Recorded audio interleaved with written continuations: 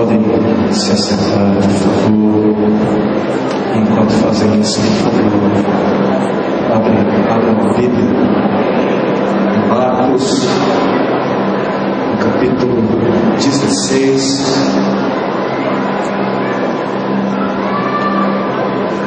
Que amor, eu abraço esse momento e coloco minha esperança no Senhor, que Ele fale ao teu coração, que Ele transforme o seu viver, e que a partir da sua vida, Vitória da Conquista possa ser um lugar diferente. Vitória da Conquista possa ser um lugar onde o altar do Senhor, como canto levantado, erguido, transformado. Amém? Amém? Essa palavra ela busca cooperar no desejo de vocês verem a conquista de Vitória da Conquista. É verdade isso? É verdadeiro? Se isso é verdadeiro, digam amém. Amém. Vocês estão cansados? Não? Dispostos a ouvir a palavra do Senhor? Amém. Marcos, capítulo 16. O Senhor aqui vivia os seus momentos finais. Havia sido morto, mas a morte não o deteve. Ao terceiro dia ele ressurgiu, ele ressuscitou. E depois da sua ressurreição, passados alguns dias, ele se manifestou aos seus discípulos e lhes deixou palavras de despedida. A partir ali do versículo 15. E disse-lhes então o Senhor Jesus: vão pelo mundo, ide pelo mundo todo e preguem o Evangelho a toda criatura, a todas as pessoas. Quem crer e for batizado será salvo, mas quem não crer será condenado.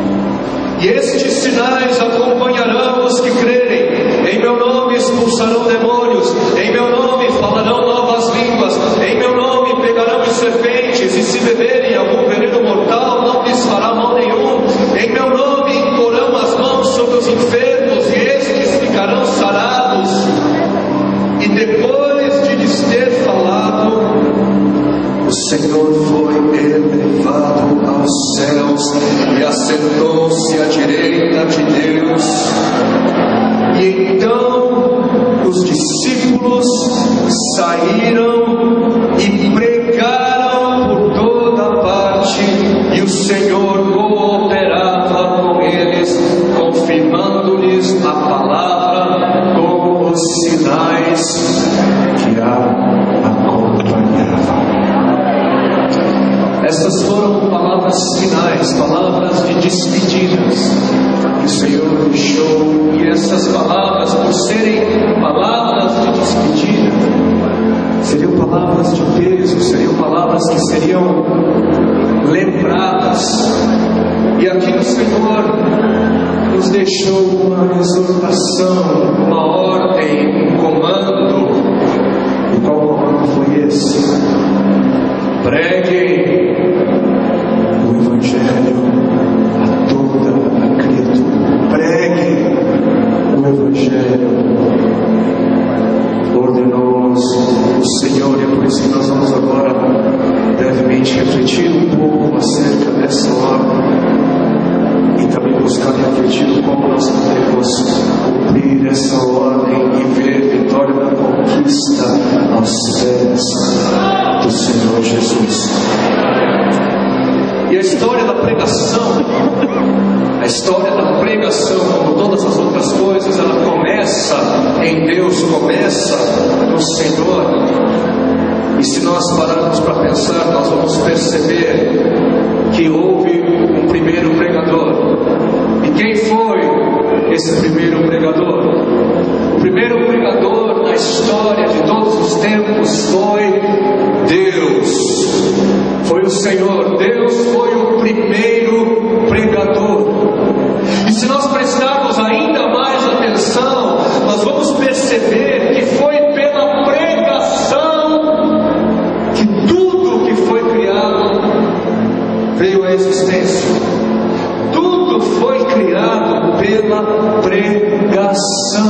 Gênesis capítulo 1, no princípio, quando a terra era sem forma e vazia, Deus pregou a existência, tudo aquilo que não existia. Aquilo que não existia veio à existência através da palavra de Deus. Onde havia vazio, Deus pregou existência. Onde havia escuridão, Deus pregou luz. Onde havia morte, Deus pregou vida. Tudo o que foi criado por Deus através da proclamação da sua palavra. O Senhor disse: haja.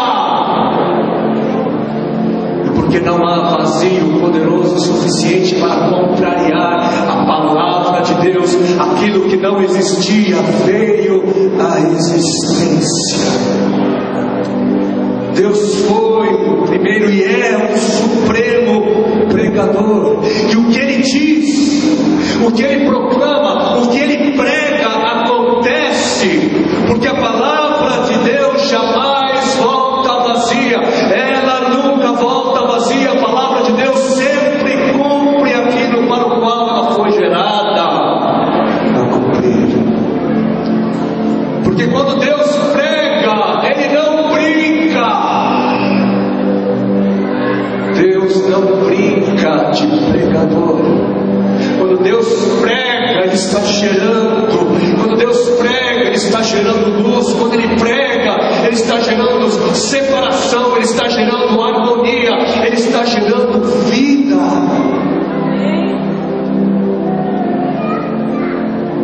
E quando nós olhamos para o capítulo 2 de Gênesis, ali nós vamos mais uma vez ver o Senhor pregando, só que dessa vez pregando ao homem e dizendo ao homem que toda a harmonia de sua criação iria depender da sujeição, iria depender da submissão à sua palavra. Ele disse: olha, tudo que eu criei, toda ordem vai depender da sua submissão, homem. Mas em seguida veio o capítulo 3 de Gênesis, e ali nós vamos ser levados a conhecer usurpadores. Usurpadores, aqueles que, assim como Deus, querem pregar. Então entra em cena a serpente. E a serpente, ela faz o quê? Ela traz uma pregação. Só que essa pregação, ela contraria a pregação de Deus. A serpente acaba enganando Eva e Adão através de uma pregação. Ela trouxe um sermão que contradizia a palavra de Deus, e a humanidade pecou porque não deu ouvidos à mensagem de Deus e ouviu a mensagem da serpente. E como tudo aquilo que o Senhor disse cumpre, porque o Senhor havia pregado que se o homem do fruto proibido comesse, morreria. Então o homem foi separado da fonte da vida. O homem passou a morrer, passou a ser mortal. E nessa altura da história, quando a escuridão mais uma vez parecia estar voltando para reinar, Deus então ele prega mais uma mensagem em Gênesis 3,15. Só que ele prega ali uma mensagem de esperança. Ali o Senhor pregou sobre Jesus, Ele pregou sobre a vinda e sobre a morte de Jesus. Ali em Gênesis capítulo 3, versículo 15, o Senhor pregou dizendo que disse a serpente: porém inimizade entre você, serpente, e a mulher, entre a sua descendência e o descendente dela. E este descendente dela ferirá a sua cabeça, e você, serpente, lhe ferirá o calcanhar. Aqui Deus prometeu que iria enviar um descendente da mulher, e que esse descendente iria destruir a serpente, ao mesmo tempo em que a serpente iria afligir, iria causar grande sofrimento. O descendente da mulher. Primeira vez que o Senhor então prega acerca do Evangelho, assim que o homem peca. E quando nós somos levados começarmos a ler o restante do Antigo Testamento, nós vamos ali perceber a graça de Deus agindo através de homens que eram enviados para pregar a palavra de Deus. Porque a humanidade havia sido expulsa da presença de Deus. Deus então passou a enviar pregadores, pregadores que fariam o povo entender, pregadores que fariam o povo saber o que estava acontecendo no coração de Deus.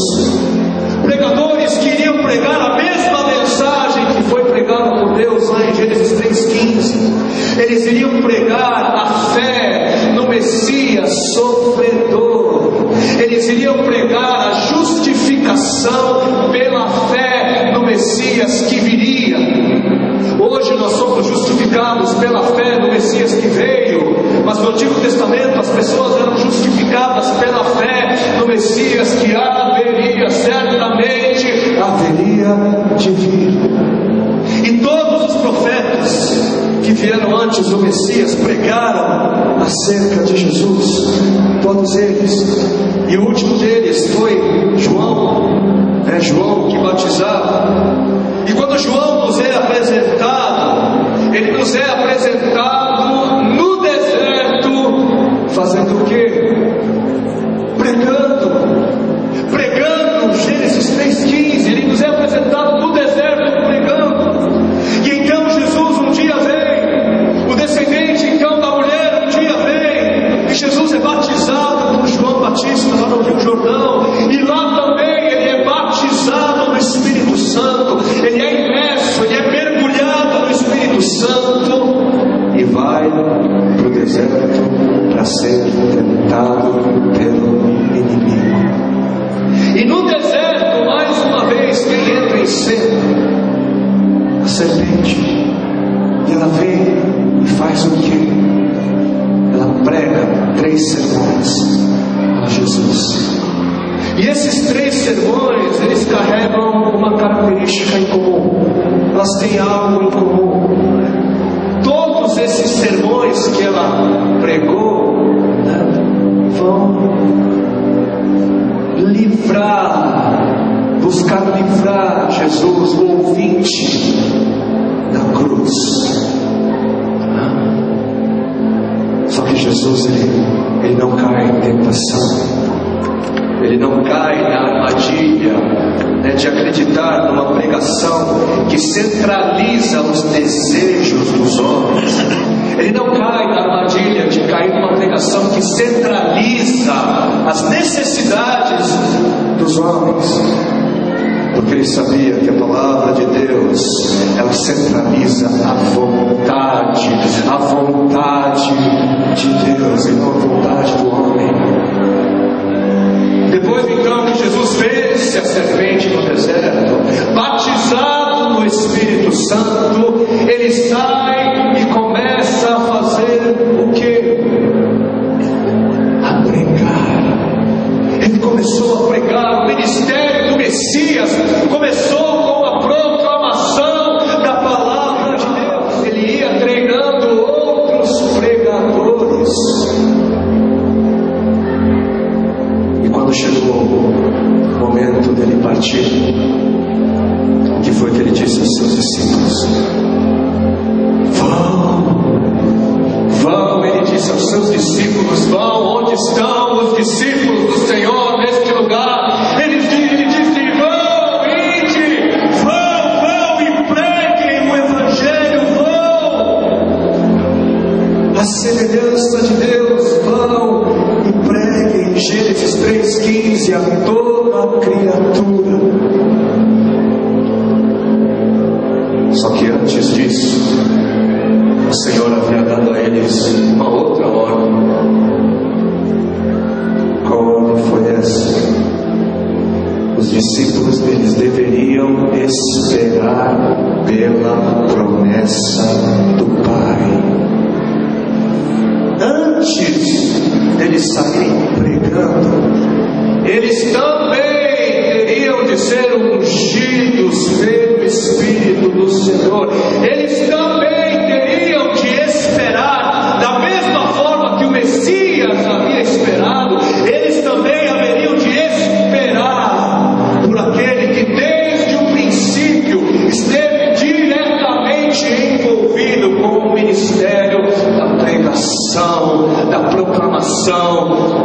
palavra de Deus, eles tinham de esperar pelo ajudador, pelo Espírito Santo. E em seguida, Atos 1:8 acontece. Vem Atos 1:8, o Espírito Santo, então ele é derramado, a promessa vai é cumprida, e ele é derramado sobre os 120 discípulos que ali estavam, e todos ali ficaram cheios do Espírito Santo, todos foram batizados no Espírito Santo, e isso gerou confusão.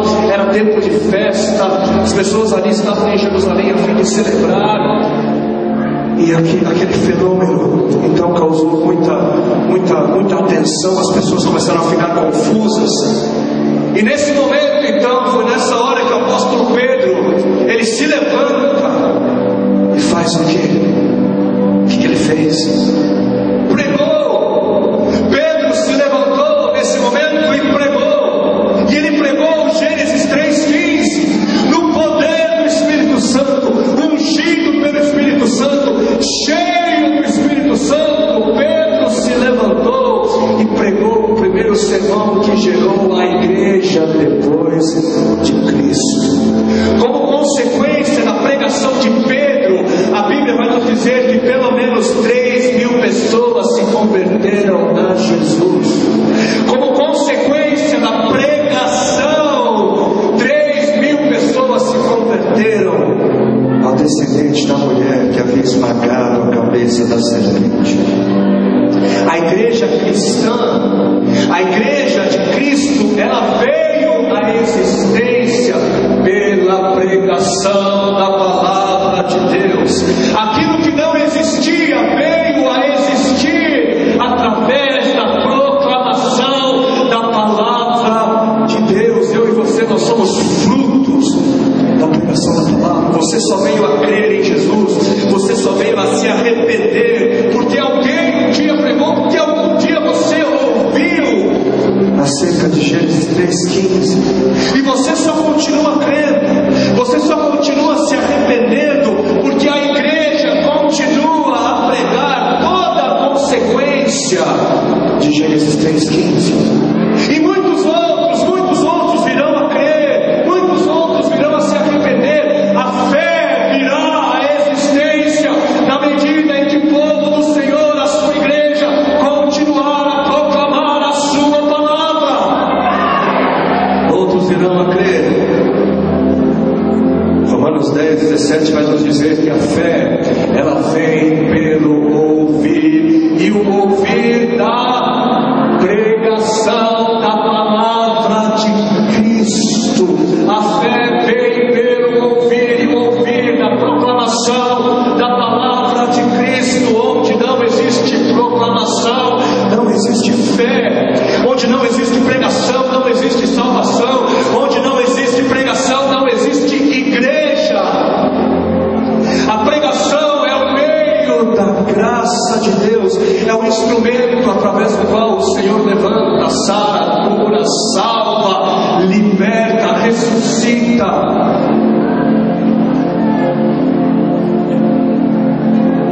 Nós precisamos aprender a honrar o ministério do Espírito Santo. Não é o ministério de homens, é o ministério do Espírito de Deus.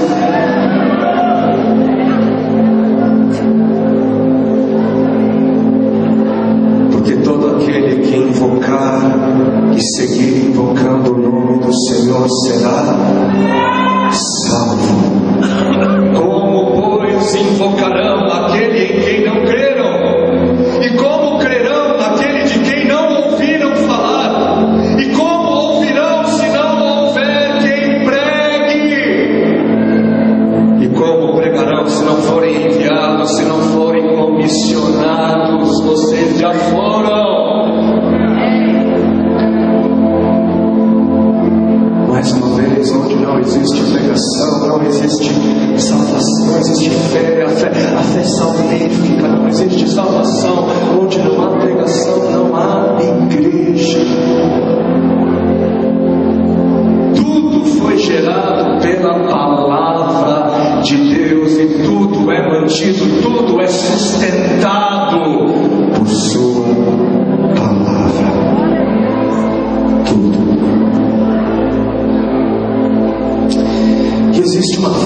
frase que vão dizer que foi Francisco de Assis quem a disse. É uma frase bonita, né? Dizem que Francisco de Assis disse o seguinte: pregue o Evangelho e, se preciso for, use palavras.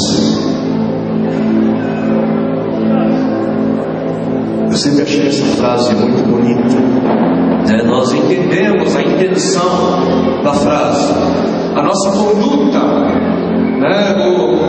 O nosso agir tem que ser condizente com a nossa mensagem, né? Precisa haver uma concordância daquilo que nós pregamos e daquilo que nós vivemos, né? Senão é hipocrisia.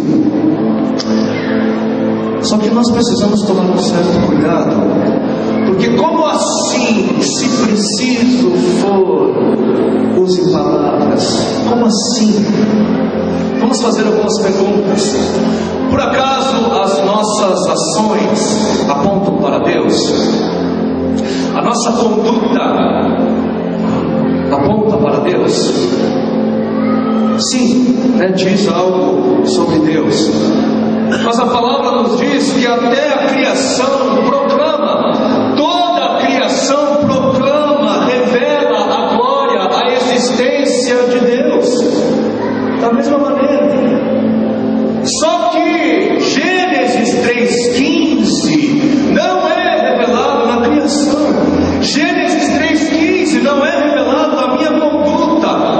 As pessoas não se convertem a Jesus simplesmente porque nós somos bacanas, legais. O que a nossa conduta faz é abrir um caminho no coração do perdido, para que nós possamos pregar que todos pecaram e estão destituídos da glória de Deus. A minha conduta, ela abre um caminho para que eu possa pregar que o Senhor, em graça e em amor, mesmo sendo nós pecadores, Ele enviou o seu único Filho para morrer na cruz do Calvário no nosso lugar, por causa dos nossos pecados. E Ele nos chama para o arrependimento, Ele nos chama à obediência à sua palavra. Precisamos pregar, nós precisamos fazer uso das palavras, sim. É a serpente que quer ver todo mundo calado. Ela quer ser a única voz de engano nesse mundo. Onde estão aqueles que se levantam? Onde estão aqueles que não aceitam que ela seja a única voz, que ela seja a voz a ser ouvida?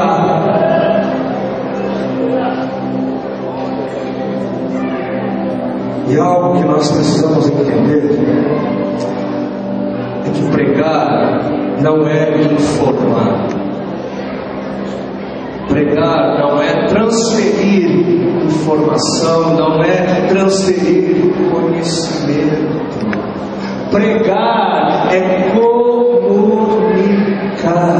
O nosso dever é comunicar a palavra de Deus.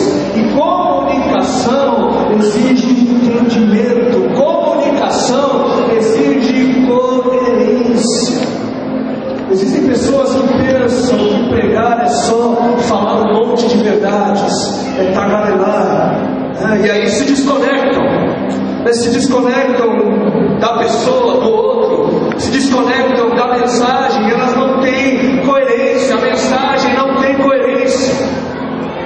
Como é que vocês acham que é a minha pregação quando eu vejo meu filho mais velho correndo por uma avenida cheia de carros? Como é que é a minha pregação? Lucas! Agora imagine se ao invés de comunicar, eu buscasse apenas transferir informação. Meu filho correndo por uma avenida cheia de carros, eu ali, Lucas, se você correr por aquela avenida, a massa corpórea do veículo vezes a sua velocidade vai encontrar com o seu corpo.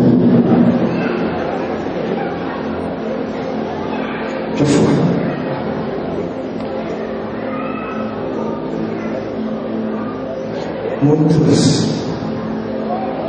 estão morrendo porque falta coerência na nossa pregação. As 4 leis espirituais, lei número 1, lei número 2, lei número 3, nada errado no conteúdo das 4 leis espirituais, mas nós precisamos de coerência. Tem que haver comunicação, tem que haver coerência na nossa mensagem. As pessoas têm de entender que elas estão morrendo na direção da morte. As pessoas têm que entender que elas precisam se arrepender, que elas precisam dar ouvidos à palavra do Senhor. E sem comunicação, sem uma pregação que comunique, não apenas informe, dificilmente nós vamos ver arrependimento. Como é que os irmãos pregam fogo? Como é que nós pegamos fogo? Fogo, a casa está pegando fogo,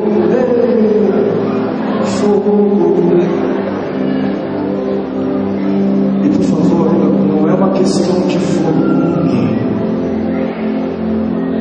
Precisa haver coerência. Pregar é comunicar. Pregar não é informar. A letra é vazia. E por isso nós precisamos. É por isso que todos nós, cada discípulo levantado, salvo, remido e comissionado, é por isso que nós precisamos do Espírito Santo. Sem a ajuda do Espírito Santo, sem a intervenção do Espírito Santo, não existe comunicação. O pregador, a pregadora tem de ser cheia do Espírito de Deus, cheio.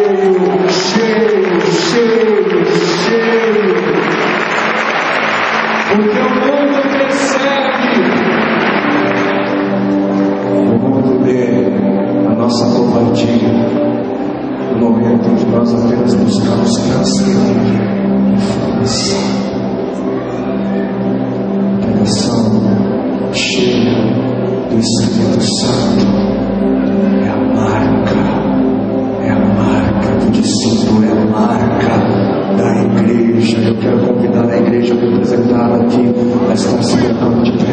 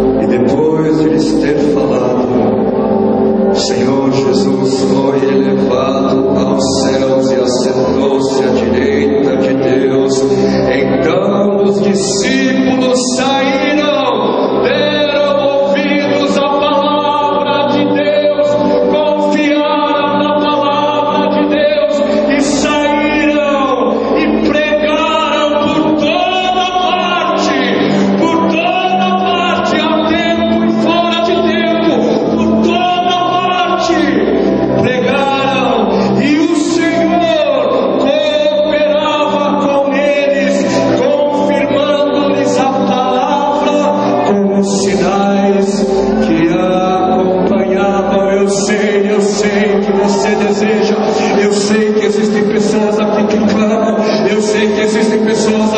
que sonham em ver o avivamento chegando em Vitória da Conquista, sonham e oram e choram e clamam ao Senhor: dá-me Vitória da Conquista, dá-me a minha família, dá-me os meus amigos, dá-me aqueles que trabalham comigo, dá-me.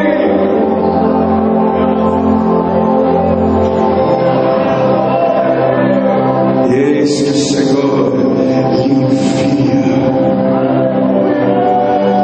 Mas antes de você ir, não vá de qualquer jeito, não vá sem preparo, não vá sem se encher do Espírito do Senhor. Você, eu, nós precisamos viver na dependência, precisamos clamar dia após dia: dá-nos o pão, dá-nos a porção de hoje, para hoje. Precisamos entender, nós temos tanta facilidade de julgar aqueles que se enchem do álcool. Nós temos tanta facilidade de apontar os dedos para aqueles que se embriagam com o vinho, mas nós nos esquecemos daquilo que o Senhor nos disse na sua palavra. Sim, Ele nos disse: não se embriaguem com vinho. Efésios capítulo 5, versículo 18 em diante. Não se embriaguem com vinho que leva à libertinagem, mas deixem-se encher pelo Espírito. Vocês entendem que na mesma frase imperativa, no mesmo momento em que o Senhor diz: olha, não se encham do álcool, não se embriaguem com o vinho, na mesma sentença Ele vai nos dizer: mas enchei-vos, sejam cheios, permitam que o Senhor encha vocês. Tão pecaminoso quanto é o embriagar-se com o vinho, é o não se permitir ser cheio do Espírito Santo. Porque aquele que não se submete à palavra do Senhor quanto ao vinho, transgride da mesma maneira que aquele que não se submete à sua palavra, que vai dizer: enchei-vos do Espírito, enchei-vos do Espírito. Deixem-se encher pelo Espírito, e deixem-se de forma proposital, porque não é você que se enche, mas é Ele, na medida em que você se abre, na medida em que você com Ele está, permanece. Ele vem, é trabalho do Senhor te encher, é trabalho do Senhor nos encher. Mas como é que isso acontece? Em que circunstância nós somos enchidos? Não se embriaguem com o vinho que leva à libertinagem, mas deixem-se encher pelo Espírito. Mas como, Senhor? Falando entre si, falando entre vós com salmos, hinos e cânticos espirituais, cantando e louvando de coração ao Senhor, dando graças constantemente a Deus Pai